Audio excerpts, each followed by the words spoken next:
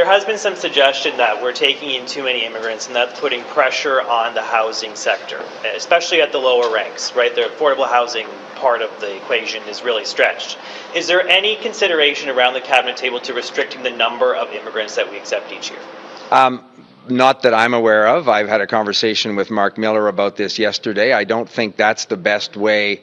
That's not the best way to deal with what is a real challenge.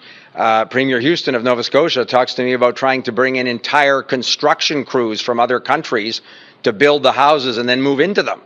So everybody's trying to find the right way to deal with access to labor force. Huge challenge in every part of the country, and essential for the economic prosperity and growth of the country.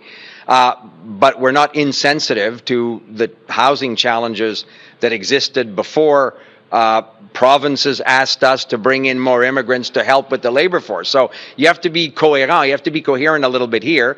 But we totally accept that the conversation needs to proceed at the same time so that we don't inadvertently end up in a position that makes the housing affordability issue worse. We're all trying with provinces and territories to make it better.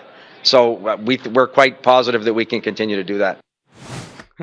We can continue to do that. Things are only getting worse, and we're not willing to look at an option that would see a limitation temporarily on people coming in because we don't have anywhere to house them. We're going to continue to make things better. That's about on brand. Like, immigration is one of the sacred cows of this Liberal government. Even if there literally was nowhere to put them, they wouldn't be willing to sacrifice that. They would have them lining the streets in winter. I don't know if you have comment on that, or if you want to just start flying through a couple stories here so we get through all of them.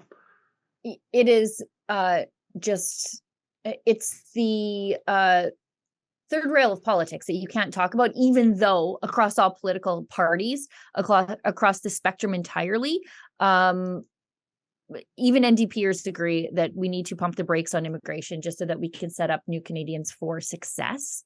Yet it seems as though like all political parties are like, no, we're just supply and demand. What's that on this one issue? You get these free market conservatives who completely understand supply and demand on all other issues, except this one thing, because they're scared to be called racist. And it actually is to the benefit of new Canadians that you set them up for success when they get here, but nobody's brave enough to do it. Yeah.